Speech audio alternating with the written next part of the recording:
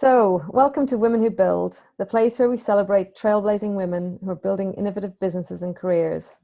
This is a space to learn from our mistakes and understand the power of overcoming obstacles, because overcoming adversity is what ultimately builds success.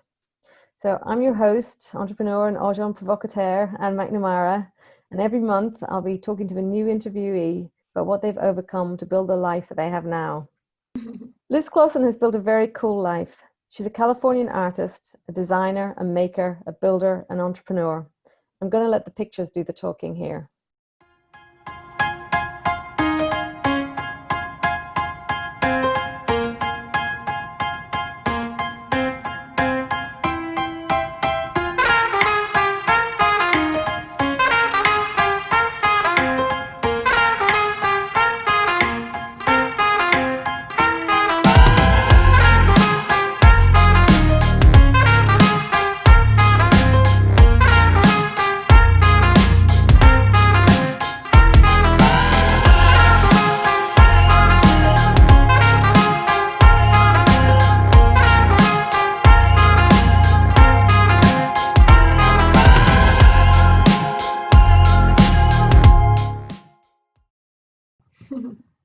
Liz grew up in Northern California, and from an early age, she worked with her dad, a cabinet maker.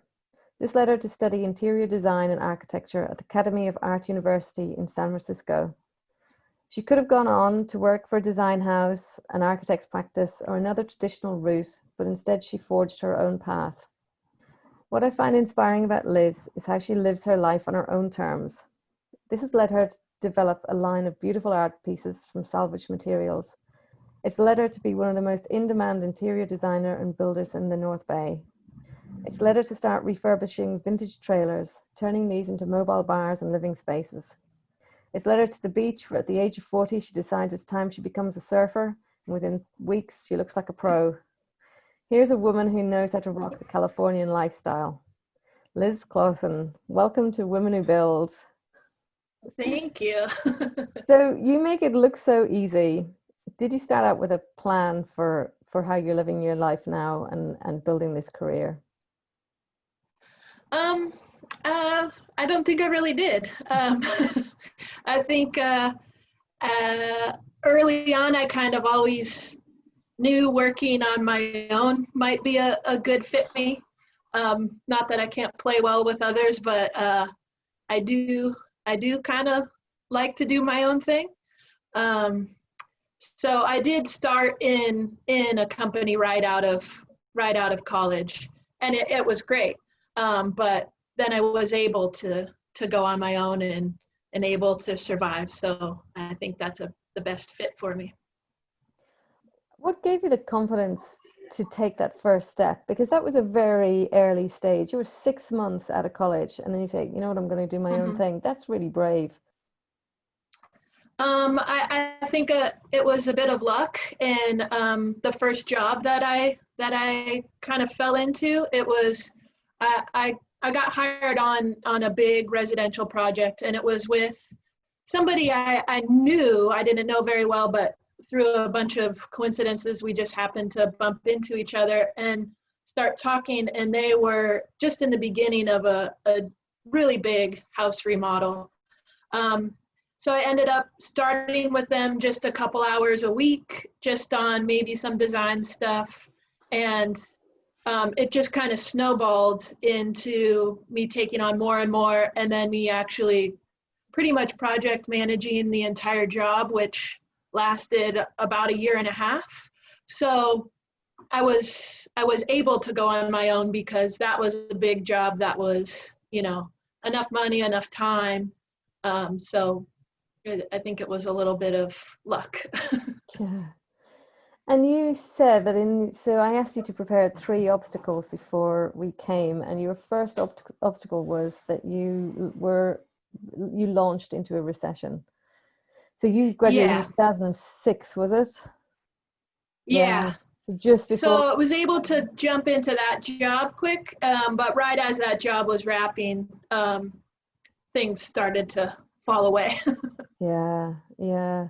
How did you cope? How did you survive that recession?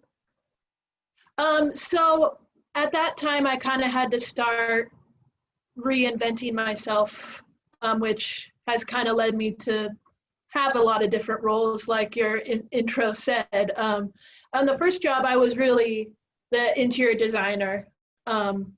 And then in 2008, when there was less and less construction, I kind of had to move more into more hands-on stuff, just really anything that I could do to stay busy. So I started working with a contractor who I still work with.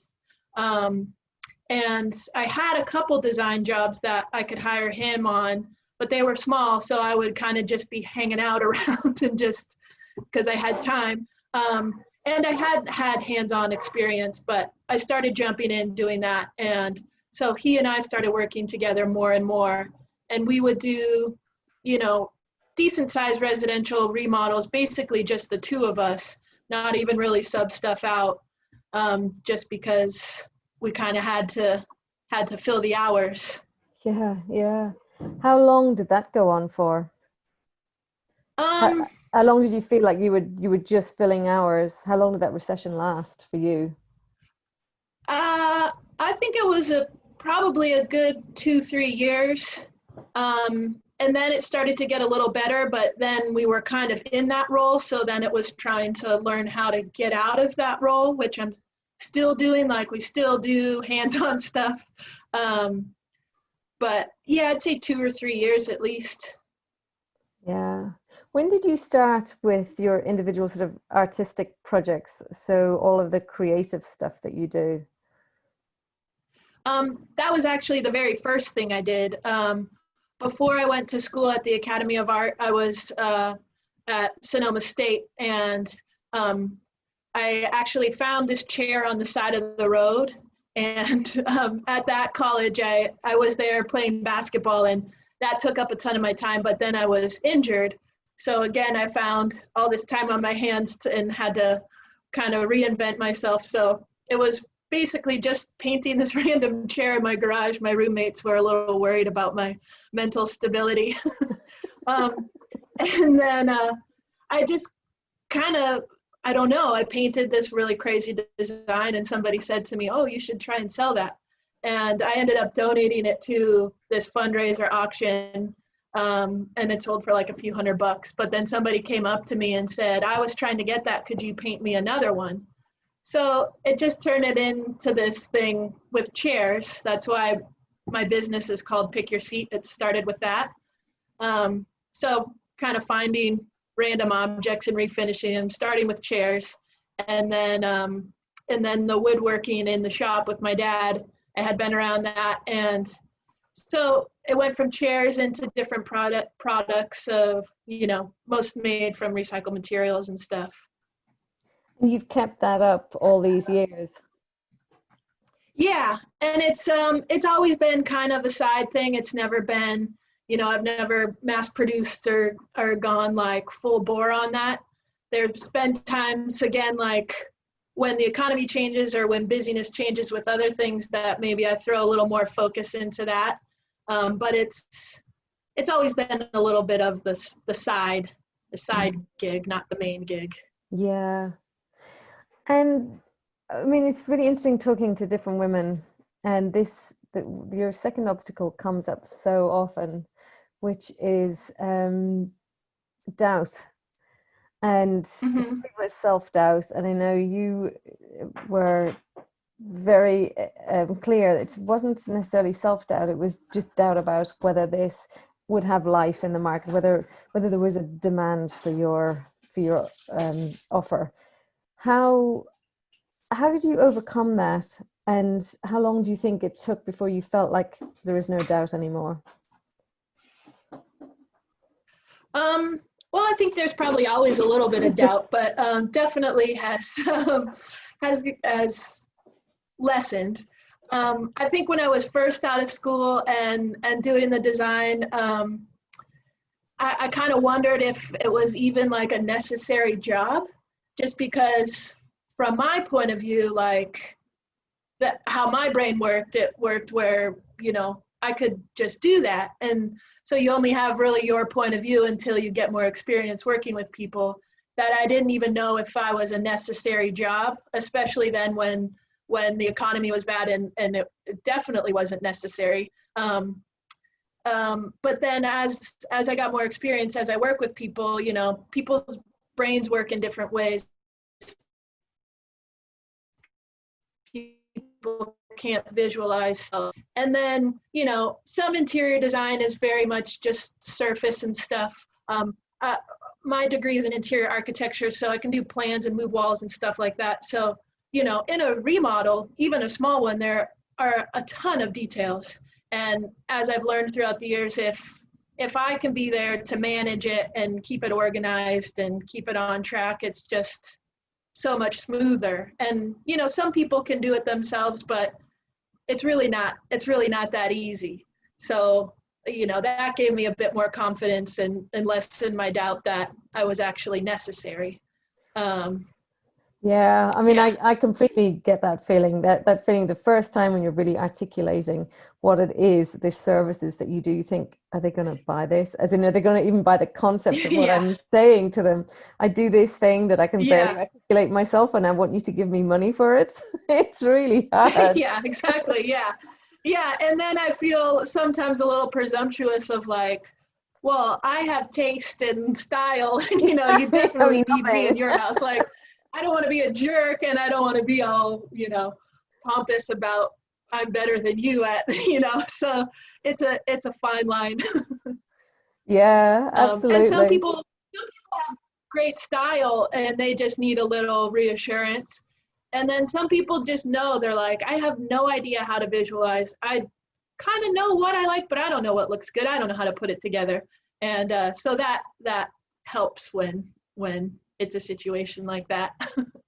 And it must build your confidence when project after project you're getting really good feedback. And you've definitely, there is such a Liz style. There's such a Liz look. When I go around different parts of the North Bay, I go, Liz must have done this. You know, so so that's an innate style that you're either imposing on everybody or everybody is finding you. Yeah. This is what I want. You know, and you've Yeah. created that. Yeah. And Yeah, a little bit. And it is a nice confidence boost that when you get positive feedback, obviously, like it's nice when people say nice things. And I think I do have a style, and I try not to impose my style on somebody else. Like if that's not their style, then it's not, you know, gonna work. But I think I don't know. I think sometimes my style kind of blends a couple different styles, so it might work for, you know, a kind of a broader spectrum of people. You know, I do a lot of recycled materials, but a lot of people are into that, and I do kind of have a more modern aesthetic, which is more popular right now. So I don't know. I think it works, but I I think it do works. try and I think there's a real sort of flow that goes through your work, your not your work, your whole life, your whole outdoorsy, recycled, environmental, thoughtful design. You can see, I would be blown away to see you do stuff with loads of resins and plastics and you know, I'm sure you've incorporated it at times, but I just you seem to have your life all seems to be really interwoven in in a really coherent way, which I think is fantastic. oh, thank you. And I think it must come from knowing yourself very well and authentically living into who you are, and despite doubt, despite recessions. And I would love to know how you tap into that Um, or stay true to that. uh, um, I don't know. I think that again has taken time. I mean, I think I have always kind of known what I liked, and I kind of follow that. Like I am a little bit of a stubborn sometimes of, just not doing stuff I don't want to do or I don't care for, which is, Well, probably not good sometimes. they say it's as important as about what you say no to as what you say yes to, and you've clearly Yeah, and said I've no to. definitely learned that. Yeah. Yeah, that's a learning curve where, at some points I couldn't say no to stuff if I wanted to survive. Um, and for the most part they worked out. I've really never had like, oh, nightmare jobs. Like some of them not so great, but I think I have learned to say no for whatever reason. It just doesn't feel like it's going to be a good fit. And figure out how to say that politely and correctly and just, go our separate ways. Which that, I had doubt in that before, and now I feel much more confident in that. I feel like I can sense when it's going to work and when it might be trouble, and can walk away from it. And that helps keeping me to be able to do what I want to do. Well, it continuously reinforces it, doesn't it? So that what you say no to means you get less of the sort of jobs that you want to say no to. What you say yes to, eventually you're getting more. And then that's reinforcing your own style, and that style is attracting people who want it. And the world is big enough, and certainly California is big enough. You have plenty of work. I think the reason why I wanted to speak to you is because sticking to your authenticity across so many different fields, I think is a real lesson for us all to learn, because it has brought you satisfaction and opportunity in so many different zones. And the most recent thing that you're doing that I think is fascinating is the trailers. So do you want to tell us about what you're doing with the trailers? Yeah, this is one of my more recent obsessions that came on quick and strong, and now is maybe at the top of my list. Just happened upon an old trailer for sale on the side of the road, and I was with my work partner Mitch, and he and his wife have a trailer and have chatted about having one around, and I had chatted with a restaurateur about turning one into a bar, and randomly we were just on our way to a job, popped in. It was a wreck, but it looked pretty cool, and spur of the moment I just texted the number, and it was for sale for something I offered a little bit lower, and said we could bring cash that day, and she said great, and we bought it that day. And it was January of last year, and it was rainy, and we had plenty of other work, but all of a sudden we started tearing it out and having ideas, and it was so fun. Like, I think I've kind of always wanted to go in and flip places and do stuff and have a whole project to redo the whole thing on my own. Like, I've done that in my house, but it's a slow burn on that. But this was kind of like a tiny house, and it was so cute and so old and had all this charm, and it just became a quick obsession. And turning it into a bar, we thought then it would be fun, and then it could be a good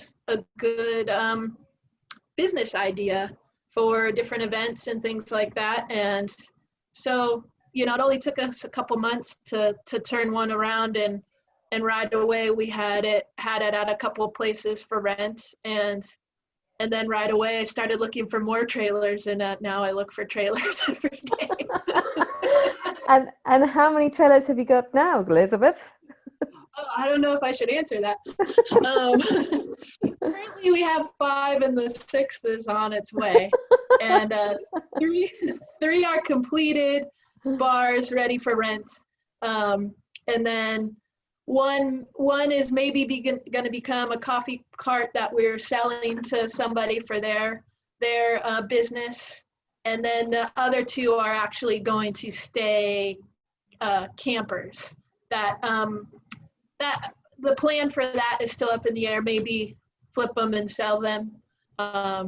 Maybe keep them as a camper that we could use, or rent out, because now that is a huge thing with COVID of people, going camping so they can be self-contained in their own space. Huh.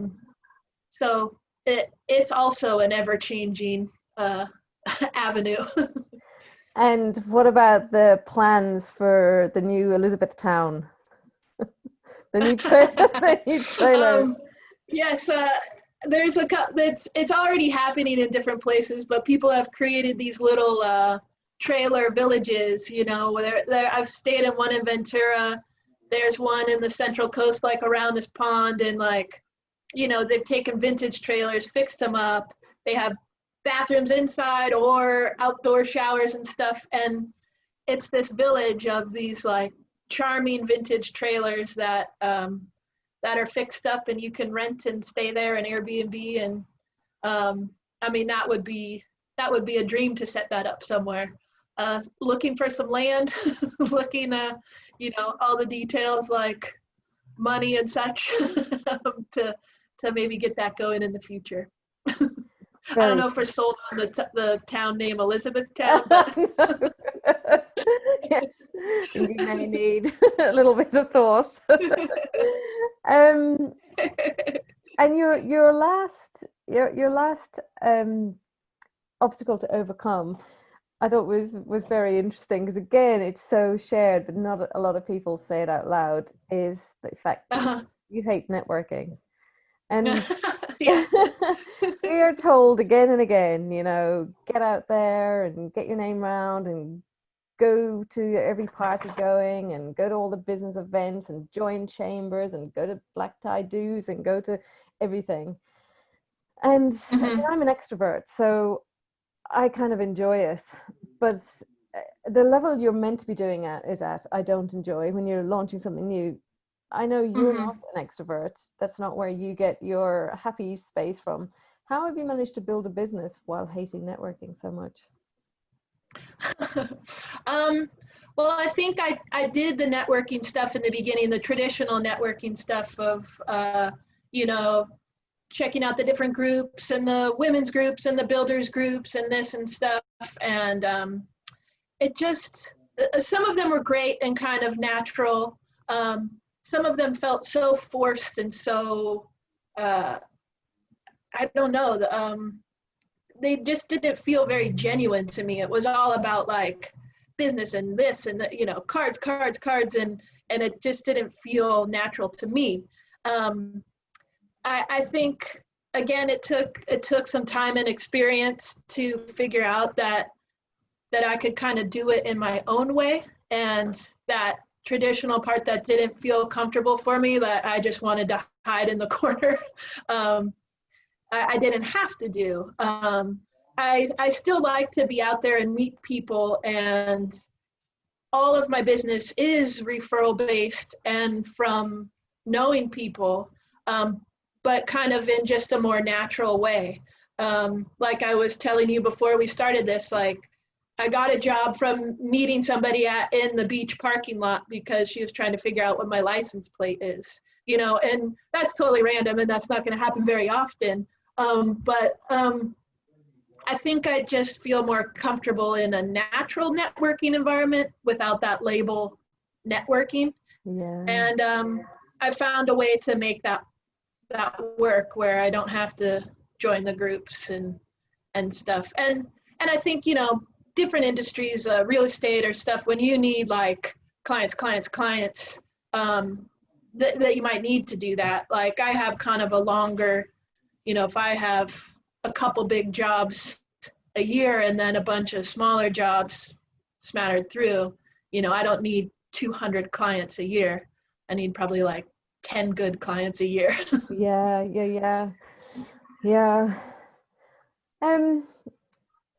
I was going to ask you what's next, but my observation of your career trajectory is that you don't do a big 5-year plan and I'm going to do this and I'm going to do this.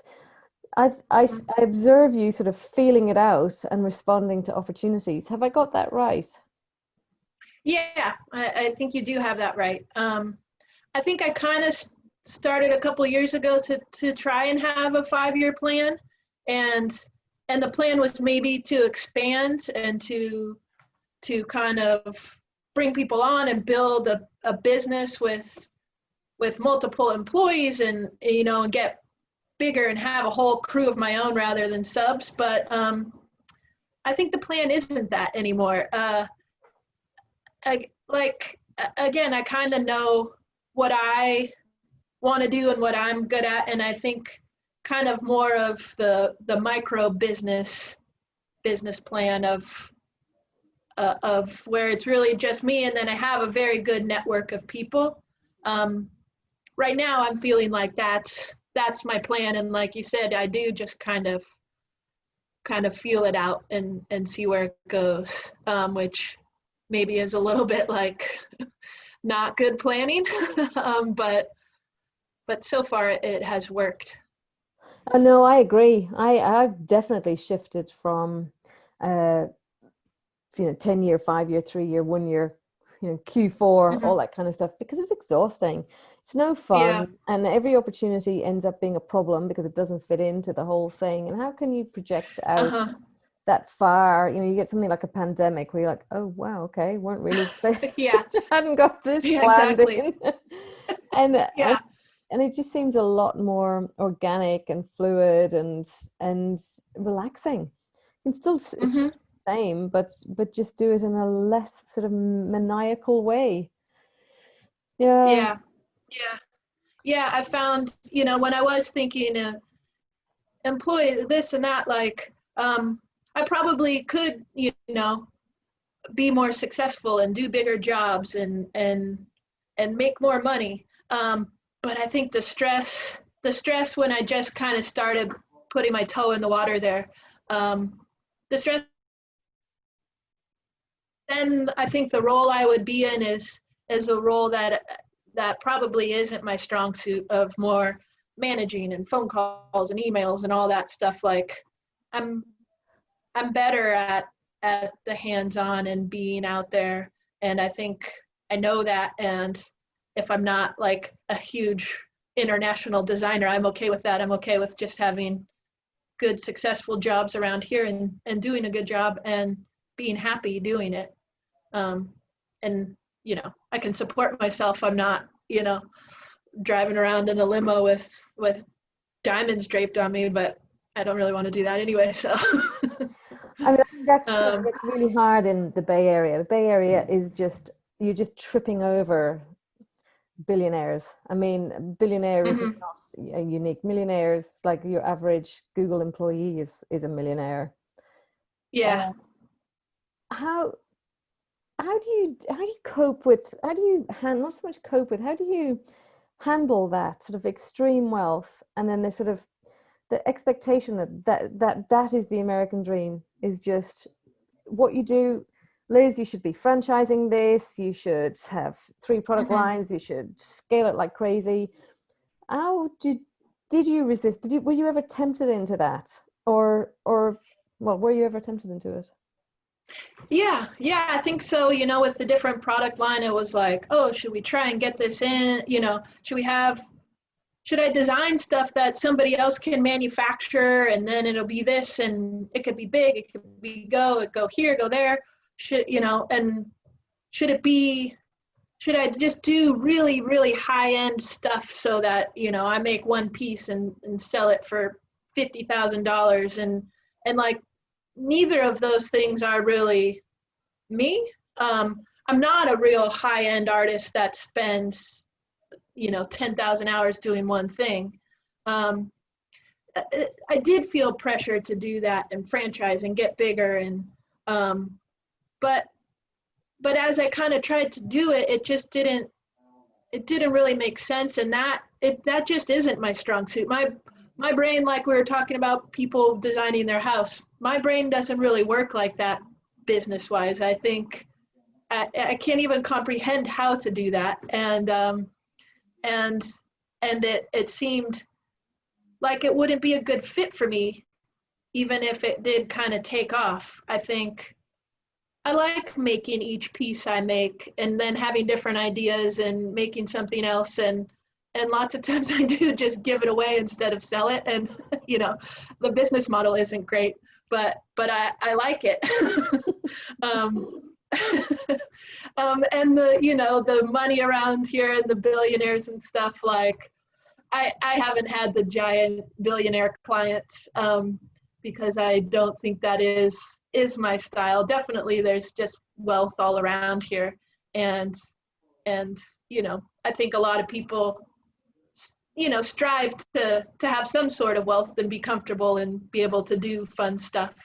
But I think, I don't know, striving for billions is not really in my what I'm striving for. So no, maybe being able another to 20 caravans. yeah, maybe some new surfboards. I mean, it's not really that much. Very good, very good. How have you found it being a woman in this industry? Sometimes it stands out. A lot of times I don't even really think about it. I think I always kind of grew up playing sports with the boys, and like I think a lot of times I get along better with men. So it's never really been a huge problem. I mean, definitely sometimes I get when I first started and I would go into like the lumber yard and it's all guys and trucks and stuff. It took me a little while to break through there, but now we're like best of friends, and it is like I am still, one of very few women there. So then now sometimes you get like even a little more like attention, special service, like in a good way, not in a like, oh dear, like, do you need me to carry that for you? Not like patronizing or condescending. Only a few instances where I'd kind of get brushed off as not knowing about or things like that, just because I'm a woman. But but not too. I mean, I haven't had really any terrible experiences. And then I think, if you can prove yourself a little bit, most people then, will listen to you and take you for what you're saying. Very good. And what's on the agenda for today, Liz? Because it's the beginning of your day, isn't it? And I can see the sun is shining outside. Yeah, the sun is shining. Yeah, beautiful day. Today I am in the office all day. I've been out on jobs every day this week, so I'm doing drawings today for a couple different jobs, and then I have meetings in the afternoon up in Petaluma. So very not, nice. Not too eventful today. And when's the next surfing session? Hopefully, the weekend it gets a little busy out there, so early next week. I've been trying to go once a week, minimum. Very good. Very good. Yeah. Making sure you're living that whole Californian dream thing. It's great. Yeah, it's not bad. Yeah, well done, Liz.